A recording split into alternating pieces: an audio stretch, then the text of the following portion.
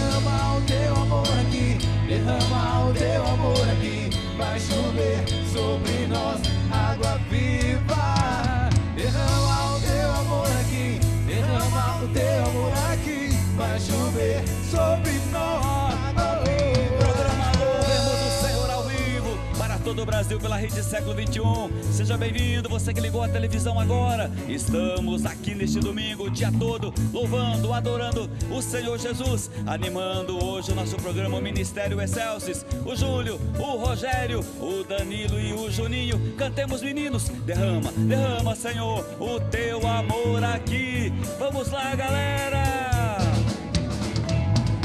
Derrama o teu amor aqui, derrama o teu amor aqui. Vai chover sobre nós Mais uma vez.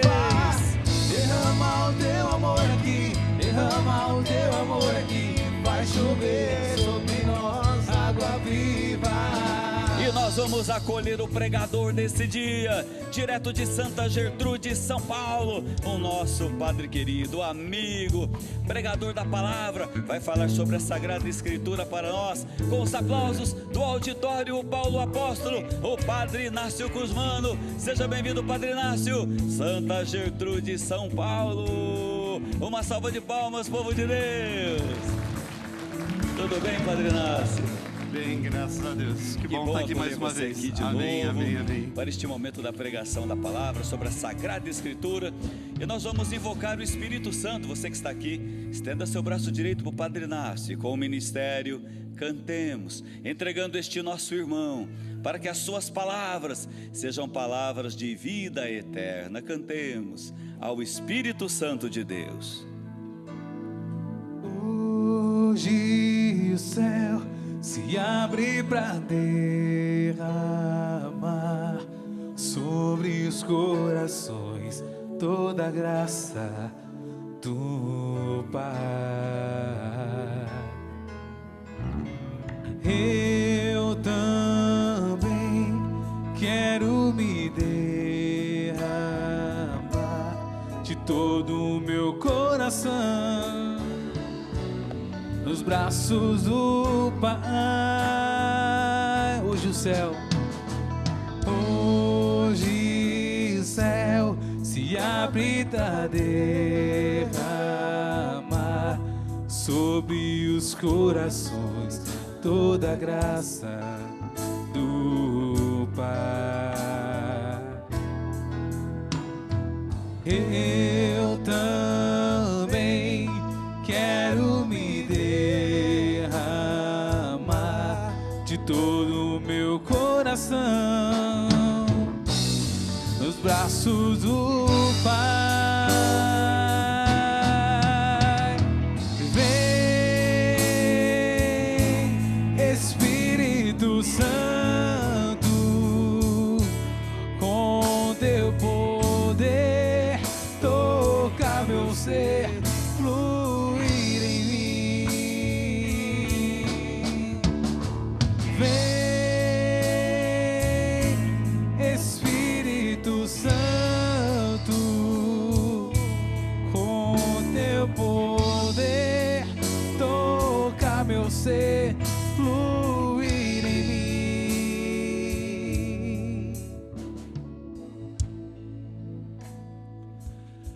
É muito bom estar aqui novamente com você aí de casa, que nos assiste com tanto carinho, né? Que abre as portas do seu coração para que possamos adentrar nesse amor tão lindo que com certeza reside aí no seu lar. Hoje nós vamos falar um pouquinho sobre a Bíblia. Nós estamos no mês de setembro, a temática do mês de setembro dentro da igreja é a Bíblia. E quando falamos em Bíblia, muita gente foi perguntando qual o significado da palavra Bíblia. Bom, a própria tradução, ela vem do grego. Se você pegar a palavra Bíblia, ela vai significar livro, né? Então é uma união de livros. Mas muita gente, muitas vezes, quando vai falar da palavra de Deus, quando vai mostrar a alegria de poder servir ao Pai, se pergunta muitas vezes como que ela funciona na minha vida. Muitos de nós falamos assim: eu não tenho tempo para ler a Bíblia não, porque além do que é um livro muito cansativo. A Bíblia se torna cansativa a partir do momento que eu não a faço acontecer na minha vida por amor. quando eu faço com que ela aconteça por obrigação, aí vem o cansaço. É como quando a gente fala assim, eu vou à missa, mas muitas vezes a missa é muito longa, a missa é cansativa. Não é que a missa é cansativa, eu que não participo dela, eu que não me envolvo com ela. E para que a Bíblia faça sentido na minha vida, eu também tenho que me envolver com ela. A palavra de Deus, a Sagrada Escritura, ela tem que ser o nosso alimento diário. Se ela não for o nosso alimento diário, nós falhamos como cristãos. Eu não sou digno de falar que conheço a Deus se eu não me preocupo pelo menos um pouco para ir ao encontro dele na palavra. Diz a Escritura que um dos pecados maiores que nós temos como cristãos é não querer conhecer a palavra de Deus. Hoje, quantas e quantas pessoas nós conhecemos que não tem nem estudo, né, mas tem aquele amor pela palavra. Tem uma história que diz assim que uma certa senhora, uma vez num vilarejo onde o padre ia apenas 2 vezes ou 3 no ano, ela ficou sabendo que o padre ia lá e falou assim para a vizinha dela: olha filha, você que vai na missa porque eu não posso ir, compre uma Bíblia nova para mim, porque a minha está tão velha. Ela falou assim: mas por que a senhora quer uma Bíblia se nem ler a senhora sabe? Ela falou assim: eu posso até não saber ler, mas todo dia de manhã quando eu acordo, eu abro a Bíblia, ponho a minha mão sobre ela e digo assim: Senhor, que as palavras que estão escritas embaixo de minhas mãos se tornem vivas no meu coração, que hoje eu possa praticá-la. Como que é bonito quando você sente verdadeiramente a palavra de Deus no seu coração, né? Aí você fala assim: mas quando começou? Quem foi que escreveu a Bíblia? Que isso é uma pergunta que muitos paroquianos fazem. Muitas pessoas questionam até quem foi que escreveu. Bom, o autor da Bíblia é Deus, mas não propriamente Deus escreveu. Ele confiou isso a algumas pessoas, a alguns homens e mulheres, pelo amor do Espírito Santo, né, que vinha até eles escreviam, não especificamente do jeito que Deus falava, mas eles colocavam na realidade que o povo vivia. A Bíblia foi escrita aproximadamente entre o ano 1250 a.C. até o ano 100 depois dele. Então demorou aproximadamente 1000 anos para ser escrita a palavra de Deus. Nós hoje estamos em 2017, você coloca mais 1000 anos aí, a Bíblia já tem vida na nossa vida há mais de 3000 anos. E ainda tem gente que duvida do amor dela. Na época, quando começou a ser escrita a palavra de Deus, ela não tinha essa facilidade que nós hoje temos, né, da escrita. Mas ela foi escrita, as primeiras escritas dela foram feitas em cerâmica, naqueles blocos, né, tijolos de barro. Depois foram escritas em papiros e, por fim, em pergaminhos. Isso aproximadamente no ano 200 a.C., na cidade de Pérgamo. A língua original da palavra de Deus, as primeiras escritas, elas vêm em grego, aramaico e hebraico. Esses três originais estão em museus, no Vaticano, em Londres, nós temos também. E nós sabemos da riqueza da palavra de Deus. Ela veio sofrendo com o tempo várias traduções. Hoje a Bíblia é traduzida em mais de 2000 línguas, em mais de 2000 idiomas, para que todos nós possamos chegar até ela, para que todos nós tenhamos acesso à palavra de Deus. Será que eu não consigo achar um tempinho para ler a palavra de Deus? O padre sempre fala, hoje com essa tecnologia que nós temos o celular, que acho que nem podemos mais dizer assim, de cada 10 pessoas 9 têm, porque muitas dessas 9 têm mais que um celular em mãos. E não conseguimos tempo para Deus. Não conseguimos tempo para ler a Bíblia. Eu me recordo quando eu era do grupo de jovens, o padre Zezinho, lá da cidade de Rio Claro, quando ele era lá, hoje ele não está mais lá, está em outra cidade, em Santa Bárbara do Oeste. Ele falava assim que todos nós temos que ler a Bíblia diariamente. O cristão que não lê a Bíblia diariamente não é um cristão autêntico. E ele fazia uma proposta para a gente. Você aí em casa, já leu a Bíblia inteira? Já faz essa pergunta para você. Você já começou a não ler a Bíblia no sentido de meditá-la? Isso não. Mas leia a Bíblia como um best-seller, né? Um livro de história. É a história da nossa igreja ali presente. É a minha vida cristã toda ali que Jesus deixou. A Bíblia hoje ela tem ela tem 1.328 capítulos, 40.030 versículos.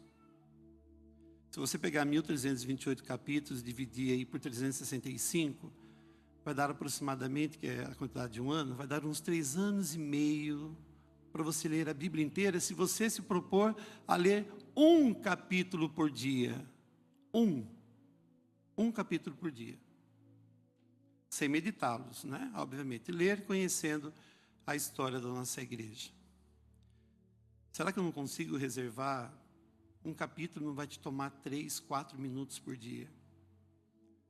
Não tenho tempo para ler a palavra de Deus, para conhecer a origem da minha história cristã, mas eu tenho tempo para ficar assistindo filmes, ficamos no celular, jogamos conversa fora.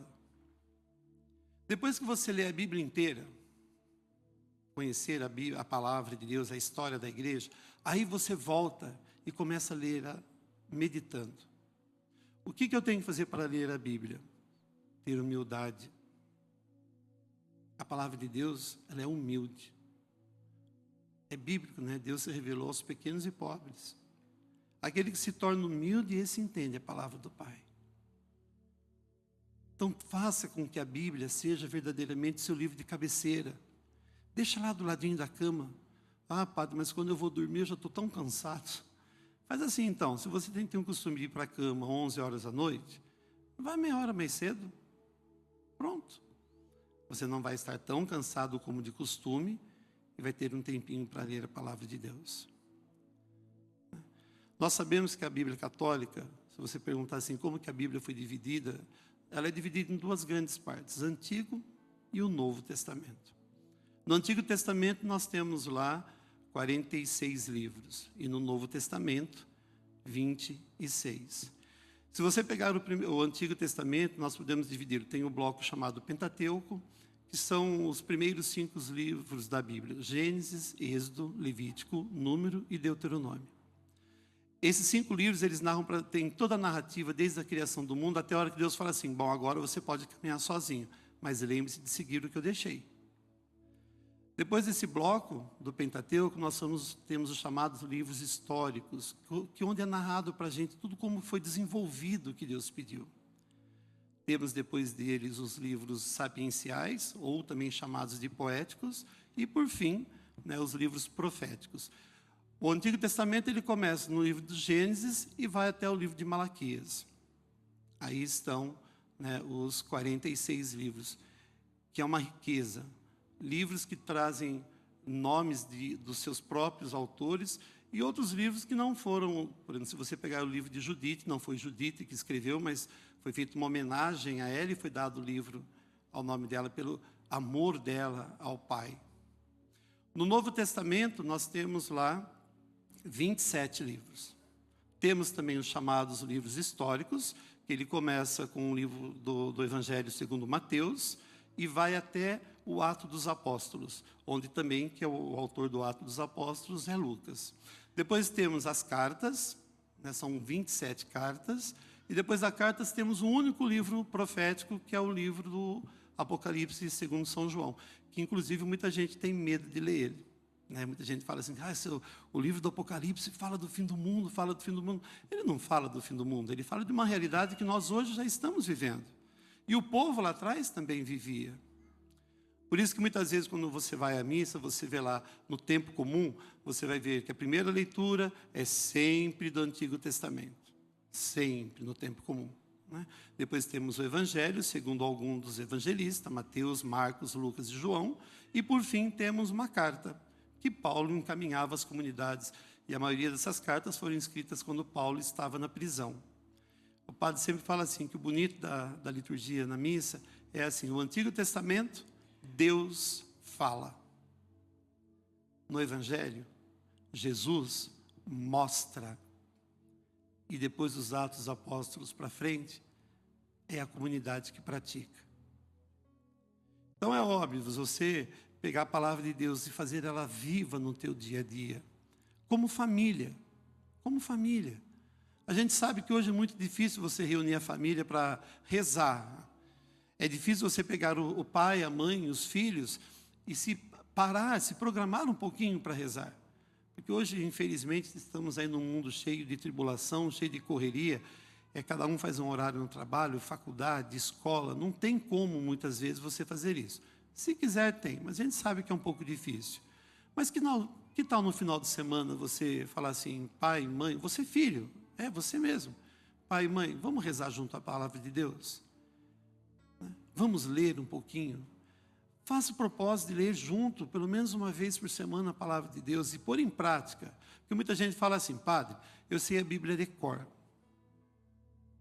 Eu confesso a você, eu como padre, claro, eu sei alguns momentos da Bíblia de cor, que são textos que nós usamos com mais frequência. Eu me recordo, uma vez eu era padre novo, uma pessoa ligou em casa e falou assim, padre, onde que está aquela parte da Bíblia, onde está na Bíblia aquela parte que fala assim, assim? Eu falei, filha, olha, está entre Gênesis e o Apocalipse de São João. Está na Bíblia. Não adianta eu querer saber a Bíblia de cor e não colocar em prática. Então é preferível que você faça da Bíblia esse alimento diário, onde você vai descobrindo devagarzinho como que pode servir a Deus. Nós temos a nossa Bíblia, na chamada Bíblia Católica, e temos os nossos irmãos protestantes. Qual é a diferença da nossa Bíblia para ele? Na Bíblia deles, eles não têm 73 livros, eles têm 66, são 7 livros a menos, que são chamados os livros apócrifos, que segundo eles não foram por inspiração divina que eles foram escritos. Tem muita gente que fala assim, então padre, qual é a Bíblia que está certa? A dos protestantes ou a católica? As duas estão certas, porque as duas falam do amor de Deus pelo povo, as duas falam do que é servir a Santa Igreja. A palavra de Deus não foi feita para desunir, muito pelo contrário, a palavra de Deus é para unir as pessoas. Por isso que o centro da Bíblia é Jesus Cristo. O meio, se você falar assim, a palavra de Deus ela é movida por aquilo que o Filho veio mostrar, que o Pai ensinou e que nós vamos pôr em prática. Quando você pega uma Bíblia, que muita gente fala assim, padre, mas é difícil ler aquela palavrinha pequenininha, né? Umas letras miudinhas. Hoje existem N formas de você ler a Bíblia, existem Bíblias com letras grandes. Temos que conhecer a palavra de Deus. Você que está em casa, olha para quem está do seu lado e pergunta, você já leu a Bíblia hoje? Eu acho que muitos de nós não. Eu falo assim que ela tem que ser o nosso café da manhã, né? Levantou antes de pôr o pé no chão, leia a Bíblia. É nosso alimento, é aquilo que nos move. E a palavra de Deus nós temos que tomar um pouco de cuidado quando a lemos, porque cada um de nós muitas vezes faz uma interpretação diferente, não errada, porém diferente. Quem é que pode traduzir, quem é que pode explicar a Bíblia? Nós padres, nós que somos pessoas que estamos sempre envolvidos, círculos bíblicos, né? Você que faz parte do círculo bíblico, você já parou para pensar a sua importância na divulgação da palavra de Deus? Quando você se reúne, eu tenho certeza que nos círculos bíblicos, normalmente são pessoas muito simples que participam, pessoas muito humildes. E cada um ali, quando você faz aquela leitura bíblica, o evangelho que você está lendo do dia, cada uma vai pôr uma visão diferente. E não tem visão errada. Claro que você não pode, muitas vezes, achar que aquilo que serve para você vai servir também para o teu irmão. Nem sempre. Nós podemos falar assim, que para você entender a Bíblia hoje, use um dos 7 dons maravilhosos, que é o dom da ciência. O dom da ciência é você pegar um texto bíblico e trazer ele para a atualidade. O padre sempre falava nas equipes de liturgia, por onde eu passava, eu falava assim que a missa, ela é feita assim, é como se Lucas, nós estamos estudando Lucas, como se Lucas estivesse lá na sacristia, ele acabou de escrever o evangelho e ele falou assim para alguém da equipe de liturgia, leva para o seu padre lá para ele ler. Podem ver que a palavra de Deus ela é hiper atual. Apesar dela ter sido escrita há milhares e milhares de anos, ela é atualíssima. Ela é do meu dia a dia. Então eu tenho que saber usar o dom da ciência. Porque muita gente faz o que com a Bíblia? Livro da sorte. Já ouviram falar isso? Tem gente que faz a Bíblia assim, deixa eu ver o que Deus quer falar para mim hoje. Vai lá, pega a Bíblia, tem uns até que vira a Bíblia, o padre já viu isso acontecer, aí ele fecha o olho, corre o dedo, para aqui. Bom, Deus fala assim para mim, olha, e Judas amarrou uma corda na árvore e se enforcou. Poxa vida, Deus quer que eu me mate, né? Não, mas será? Acho que Deus confundiu, né? Vamos ver o que Deus quer de verdade? Faz de novo, fecha o olho, passa o dedo, está escrito lá. Não deixe para fazer amanhã o que Deus pede para você fazer hoje. Pronto, se mata. Você vai fazer o que está escrito na Bíblia? Então, essa leitura é errônea. Se por acaso algum dia você pegar esse texto, por favor, tente entender. Aí nós vamos ao dom da ciência. O que esse texto quer dizer? Não tome nenhuma decisão precipitada, porque provavelmente a decisão que você tomar vai estar errada. Você acha que se Judas, antes de se matar, se ele chegasse até Jesus e pedisse perdão, Jesus não teria perdoado ele? Claro que teria. Então, entenderam qual que é o dom da ciência? Você fazer uma leitura e trazer para o dia de hoje e ver o quanto ela te transforma. Se você gosta mesmo, tem essa paixão pela palavra de Deus, quando você estiver passando por dificuldades, né, por momentos de preocupações, não faça da Bíblia um livro da sorte, mas escolha um livro que você se identifique. Leia Salmos. Fala que o livro dos Salmos, os 150 Salmos que nós temos, são belíssimos, são ricos. Começa a fazer essa experiência. Muita gente fala assim, padre, para eu poder entender a palavra de Deus de uma forma mais coerente, qual é o primeiro livro que eu tenho que ler? Bom, se você for ler para conhecer a história, é o que o padre falou, começa lá em Gênesis e vai até o final do Apocalipse, né? Mas leia tudo, até aquelas introduções que tem nos livros, você vai entender muito bem. Agora, se você quer ler a Bíblia para entender a história, o primeiro livro que você tem que ler é Atos dos Apóstolos. Quando você lê Atos dos Apóstolos, você vai ver que o livro do Atos, mas na verdade ele está no meio, né? Ele vai falar assim, quando você ouvir o que Paulo falava para as comunidades, era o que Deus pedia para os profetas falarem, mas era também o que os futuros deviam colocar em prática, os futuros cristãos. Então não tenha medo. O padre fala assim, não adianta você andar com a Bíblia debaixo do braço, não vivê-la. Para quê? A palavra de Deus, ela nos transforma. É impossível você ver uma pessoa que lê a palavra e não se sente transformado. E como ela vai nos contagiando de uma forma tão bonita. Se você começa a ler a Bíblia desse jeito carinhoso, humilde, você não vai querer parar de lê-la. Porque é uma história belíssima. E você vai se enxergar em todas as palavras que estão ali. Você vai entender por que Deus deixou esse livro para nós. Porque Ele não queria que nenhum de nós se perdesse. Ele não quer que nenhum de nós se perca.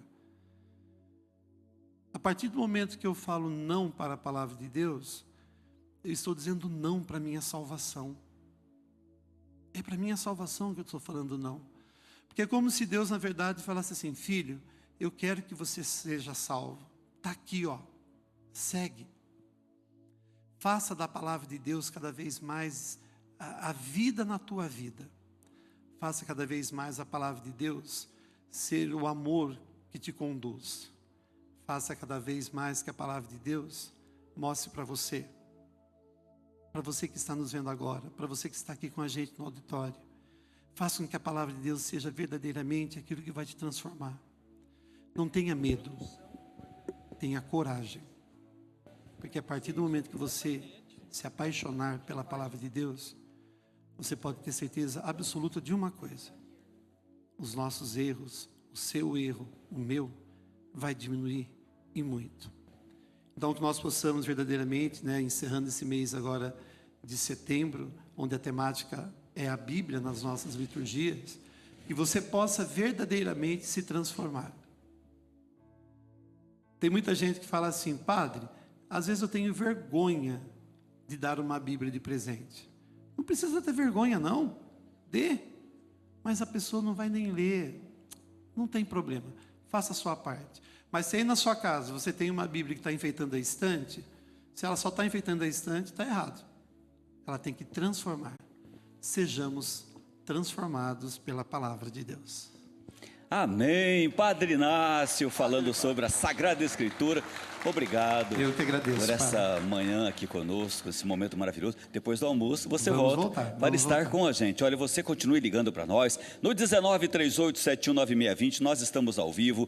Agora é o momento do intervalo para o almoço. Voltaremos às 13 horas com o Momento Mariano, atração musical Adriana Gil. Eu espero você nesse período do almoço, aproveitando para ligar, fazer o pedido de oração para eu colocar no altar da associação. E você que não é sócio da nossa associação do Senhor Jesus, telefone também, entre para a nossa família, seja um sócio evangelizador, é o mesmo número, Ministério Música. A gente volta às 13 horas, ao vivo, com o programa Louvemos o Senhor. Cantemos, adoremos, louvemos o Senhor. Vai chover sobre nós água viva. Derrama o teu amor aqui, derrama o teu amor aqui. Vai chover sobre nós água viva. Derrama o teu amor aqui, derrama o teu amor aqui. Vai chover sobre nós água viva. Derrama o teu amor aqui, derrama o teu amor aqui. Sobre nós água viva. Senhor, eu quero obedecer a tua voz. Derrama o teu Espírito sobre todos nós. Senhor, eu quero obedecer a tua voz. Derrama o teu Espírito